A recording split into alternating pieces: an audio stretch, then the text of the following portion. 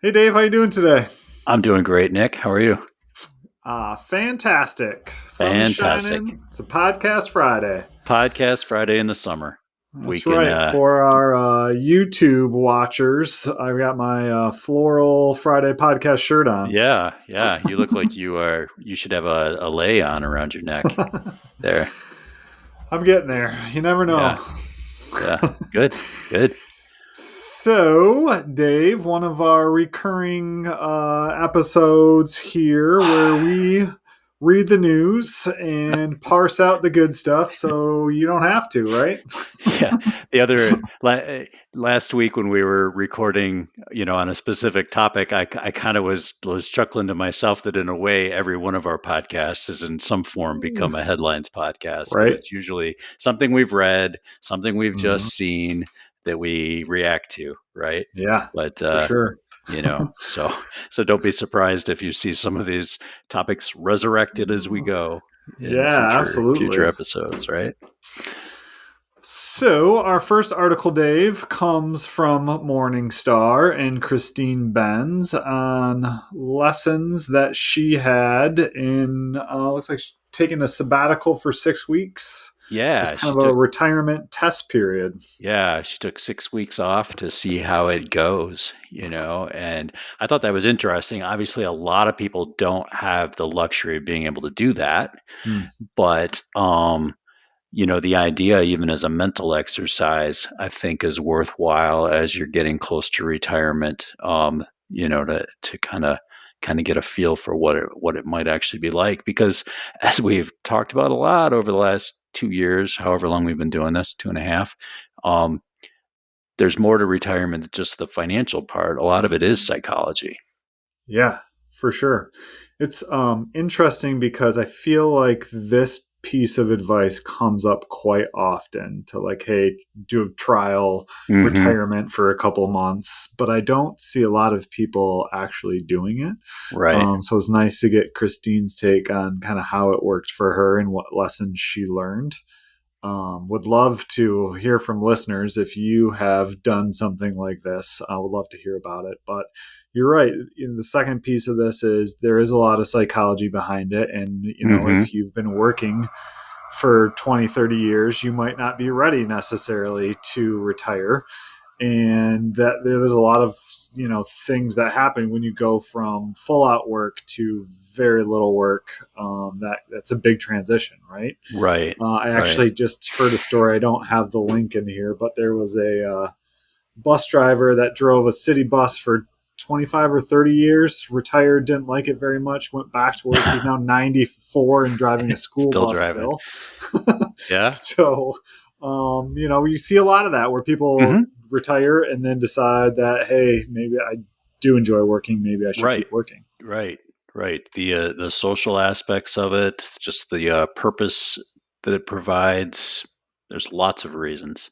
So, yeah, Christine, she breaks it down to a few lessons she took away from the sabbatical time about, how to think about unscheduled time and having a purpose to what you're doing. And it's a good read, and it's a short read. So take a look at it if you're on the fence about retirement or wondering if it's the right time for you. So, our second article, Dave, comes from none other than the Wall Street Journal. And this one is money habits that you get from your parents in financial literacy. And I found it interesting because what oftentimes happens in households is we learn by watching Hmm. and don't necessarily have conversations about money and our money philosophies. It's just kind of something that you undertake by osmosis. Right, right. And it's very interesting because you might have two siblings that get very different results over what that learning by watching is, right? Absolutely, absolutely. And I think It's it's also interesting from the standpoint of retirement that a lot of people, will come in and say, well, I want to have a retirement like my parents, right? Or hmm I want to make sure that when I retire, it's not like my parents, right? And so I feel like we get some of that as well, those habits when it comes to retirement too. Well, sure. And where I notice it too is when we talk about investments and Mm, spending. Investments and spending, the two big aspects of financial planning, and someone's attitudes about the stock market and investment risk often go back to experiences that they absorbed from their parents or that were early on in their own investing career and changed the trajectory of what they do because of those early things that they saw or felt. And when we get into working with clients who have either overspending or underspending issues, so much of that is tied back to childhood experiences. right. Yeah, I know there was a lot of talk about the generation, and I'm not good with the names of the generation, ZQ, something like that, that went Youngins. through like their first Yeah. memory of money would have been around 2008 when we had that Yes. big, financial Yeah. crisis. And the Yeah. concern was they're not going to want to invest, they're not going to Yeah. save, like they're going to be very shell shocked because of that. Yeah. And I don't know that So that's played out there as is much some as people research thought, on but that. Yeah. There were some studies that were done around 2018, 2019, looking at the early experiences with folks that were in that age cohort. And it wasn't as cut and I'm going from memory here. I don't have the research in front of me. Wasn't expecting to go down this path, but it basically shakes out that for some people it really did, shape their willingness to contribute to retirement accounts, willingness to invest the money in their retirement accounts once it was contributed, and just overall like faith in the financial system yeah. writ large. It wasn't maybe as sweeping, and it'd be interesting to see like how that's played out now with another 5 years of overall pretty good markets with some ups and downs in there. Hmm. But this particular article, the money habits I learned from my parents, that we picked up from the Wall Street Journal, is basically Jessica Chow, one of their personal finance writers, talking about her own experience with her mother and what she learned and how that's colored her outlook. Well, and also of how she had to unlearn some of those Hmm. lessons, right? Yeah. And so we've obviously dealt with some of this with clients, and Hmm. we do use the money scripts from clients. Yes. As you know, it's kind of the awareness. Like the first step in Right. overcoming some of this is just being aware that it's out there, and it may not be, and challenging that idea, right? Absolutely. Yeah, just having that epiphany that, oh right, that's why I think this way. It probably goes back to that incident when I was in 6th grade and this happened with my parents and money. Right. A lot of times is go just being aware gets you a lot of the way there for sure. Yeah, absolutely. Let's see. Our next article, Dave, comes from the Collab Fund and one of our favorites, and that is Mr. Morgan Housel, Yes. talking about quiet compounding, which I absolutely love.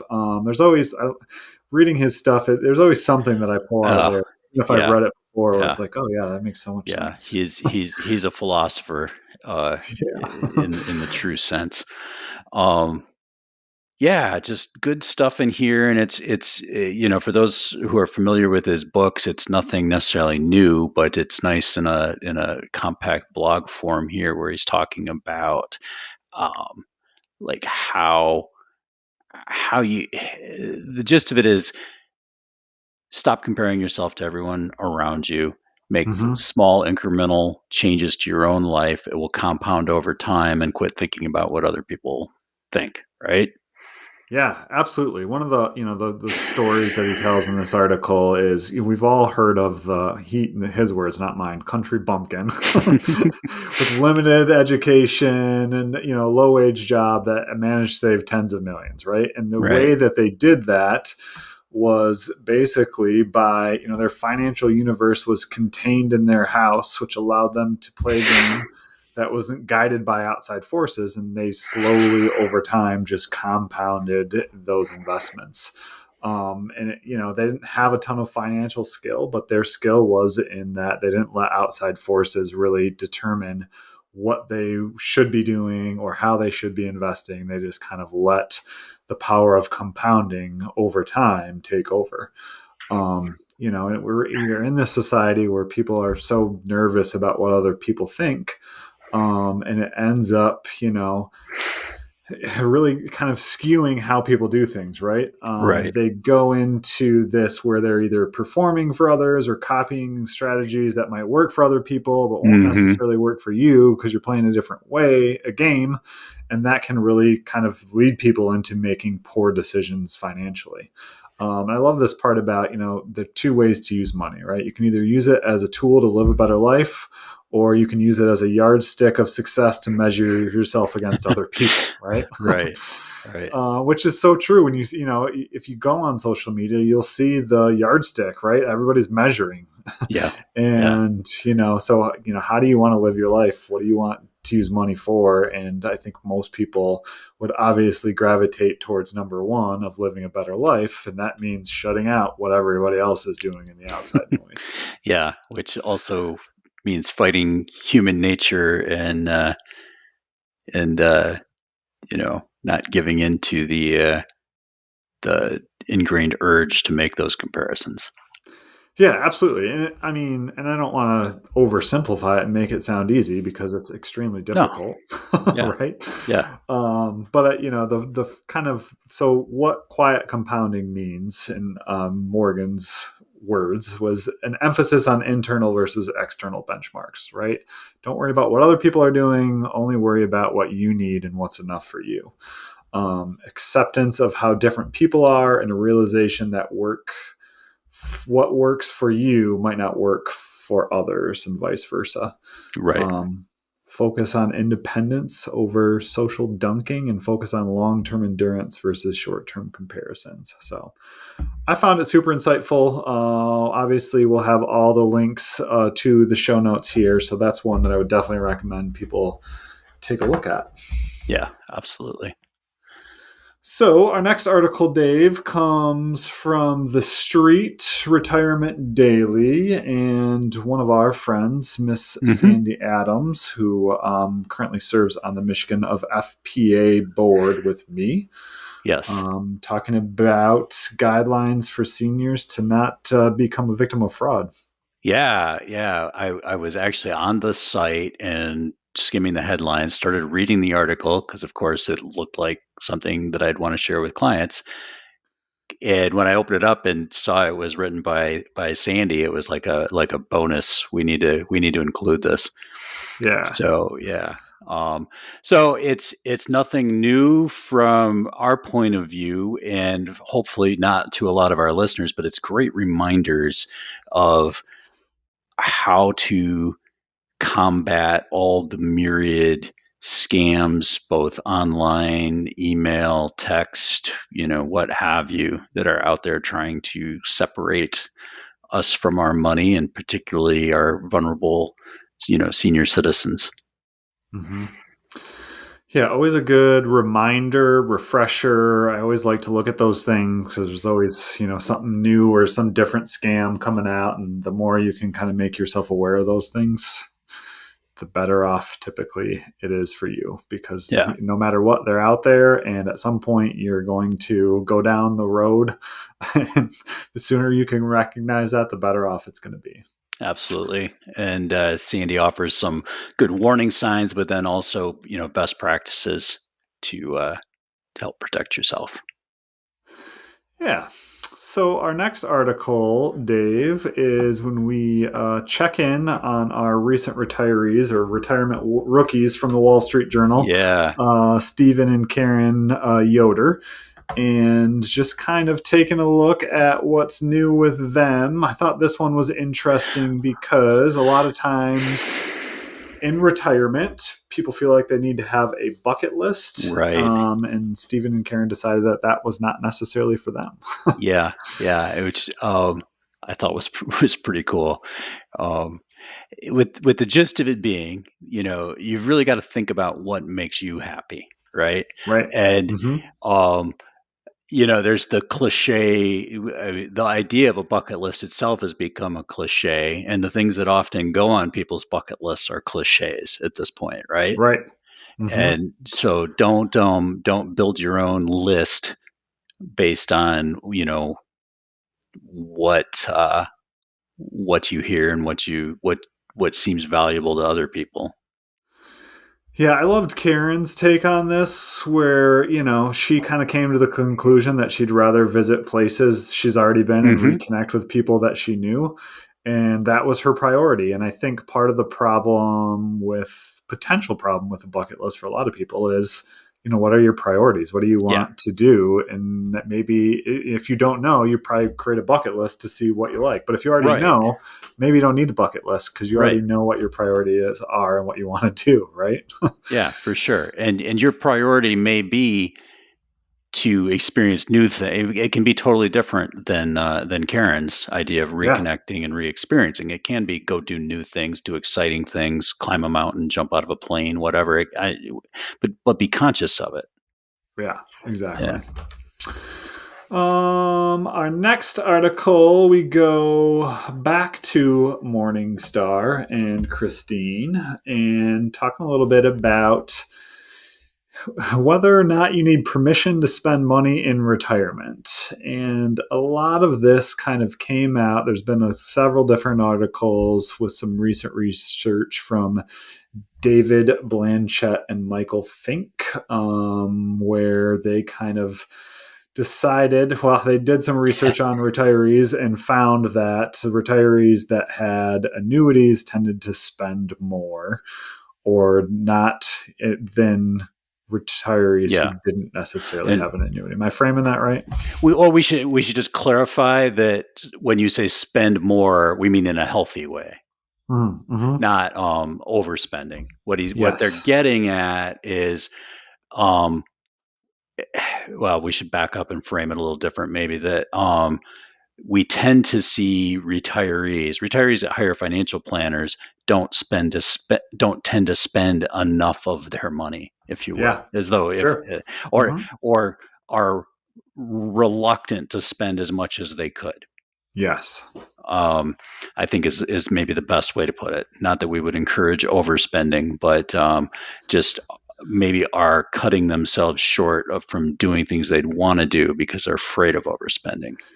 Yeah, you and I both have clients who could spend more than what they currently do, and choose not to. And sometimes there's good reason for that, and sometimes, like you said, it's a fear or a concern of making sure they have Yeah. enough when we can kind of already see that they're going to have more than enough, right? Yes. And so what they're getting at here is if you're getting a paycheck from an annuity instead of having to withdraw money from an investment portfolio or take money out of savings, the psychology is different and frees you up to spend more Yeah. from a Hmm. from a psychological standpoint. Not necessarily changing the math, just changing the way you look at the money. Um, I take this to mean not everybody needs an annuity, but maybe we need to think about and be conscious of how we're categorizing our money. And, Yes. as a practitioner, I can see taking this to the step of saying, okay, what if we were to take this part of your portfolio and just take it off the board so you don't even think about it and send you a paycheck from it? Right. How Hmm. would that change your point of view?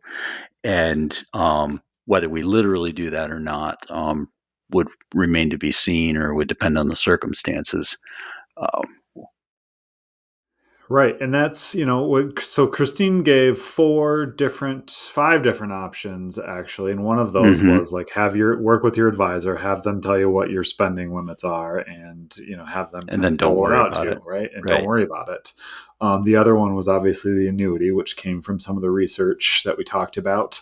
A hmm couple other options. You could tilt your portfolio more towards current income production and just take the income piece of it. You could also tie your portfolio withdrawals to portfolio performance. So if you had a really good year, you could take more that year, and that might help from a psychological spend or standpoint. Yes. And then plan for spending to trend down. And so what she means by that is like, yes, when you're early on in retirement, you can spend a little bit more because your plan is eventually that spending will go down. Right. Yeah. I've been actually thinking about this topic quite a bit lately from another point of view, and why I think this is going to be one we're going to probably come back to here in the near future Mm-hmm. as an expanded topic. Because while, like as you just said, a lot of our clients don't spend as much as they could already, and they're basing that on us and what we've been telling them they can spend. And then I'm seeing research from very good people I trust in this industry saying we're being too conservative a lot of the Yeah. time, you know. So Right. so it's a interesting conundrum that deserves a lot of thought from both the industry and then our clients as well. Yeah, for sure. So, future podcast alert. This is probably something we'll take a deeper dive into, but I thought Christine did a great job of kind of laying out some of the basics and some of the Yeah. things that we've had conversations on and need to kind of do a deeper dive in as well. So, Right. Right. our last article here, Dave, comes from Scott Rick, and he actually wrote a book on this topic as well, but that is the topic of spending. And, one of the interesting things, and this is just an article previewing the book. So if you don't want to read the full book, you can start with the article and see how that goes. But it's kind of interesting where, there's some research around spending that it kind of lays it out where everyone experiences the pain of paying, right? Right. And the difference being that people who don't experience enough pain are what we would deem as a spendthrift, right? Mm-hmm. And people that experience too much pain are what we would deem a tightwad, right? Someone who Yes. holds on to Technical their term. money. Yes. Yes. And then what I love about this is that neither are happy with how they handle money, right? Yeah. Yeah. Everybody's miserable. You're one or the other, and you're miserable regardless. Right. Yeah. And so it's just a very interesting. I've always long stated that you're either a saver or a spender. Mm-hmm. There's usually not a lot of people that manage those things well and fall towards the Mm-hmm. middle naturally. Like there's things that you can Mm-hmm. do to recognize your behavior to push yourself more to the middle, but from a natural standpoint, we just don't see people who can naturally balance both of those things. They Yeah. typically fall in one camp or the other. Yeah, and anecdotally that fits with our experience. Well, I shouldn't speak for you. It fits with my experience as a financial planner. That people are either are spending too much or spending too little, and the people that are in the middle and healthy, spending the right amount, are few. Yeah, so it's just an interesting, way to frame that. A lot of research behind it, which I thought was great. And I really like, just like some of the other stuff we talked about, Dave. The first step is like identifying that, hey, this is me. These are the things I need to Mm-hmm. look out with, because that's the best way to kind of get through and understand why you have so much pain around spending, and then maybe you can work to change that and have a little bit less pain when you spend. So Yeah, yeah, so yeah. super interesting. Probably more to come on that one. I actually just ordered the book, so maybe we'll bring back our vaunted book review. It's been a while, I right? think that'd be a good idea, especially in this case. And Yeah. So I do have a bit of a surprise for you today, Dave. okay. We on this podcast, and have been talking about inflation a lot lately. It seems to be on everybody's mind, the Feds, and every day we can find a new article on inflation. So I actually brought you the deflation breakdown for June of 2024. Okay. This So is I've new. got This was not on our list. I've got a list of things that actually went down in price year over year from June of last year. All right. Care to take a guess at what some of the top items on my list here are? Uh, I'll boy. give you a hint. The first Gasoline. category is food at home. Okay. Food at home has gone down over the last year. Yep. Okay. So Okay. I there's believe that. specific types of food.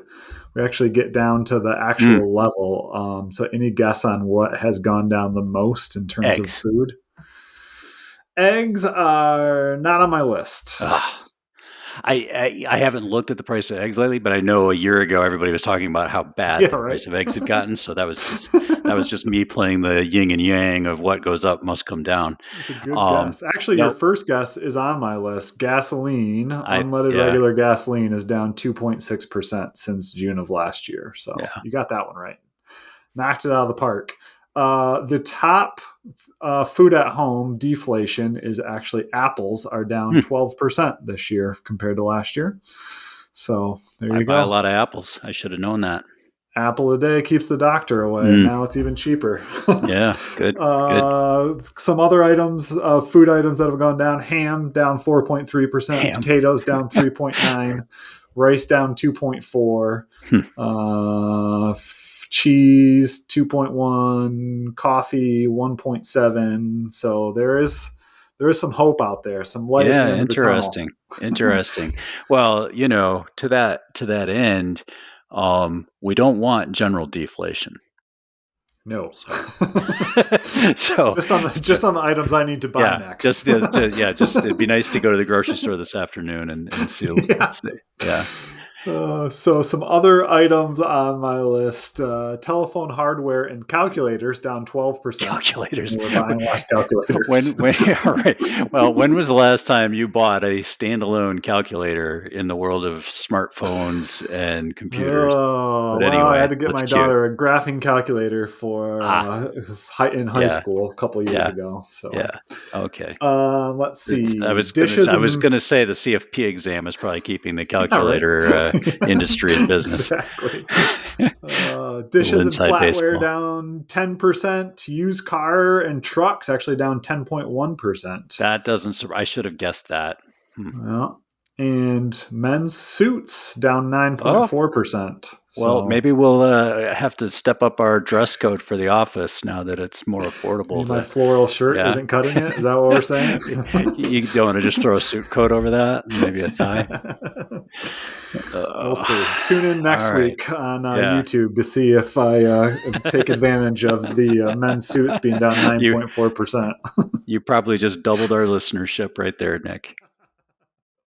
All We right. shall see. So, as always, Dave, been a pleasure. That's all we Been have fun. for today. If our listeners have any articles you would like us to read and give our opinion on, we'd love to hear them. Send us an email at info@srbadvisors.com. Dave, as always, been a pleasure. Thanks, Nick.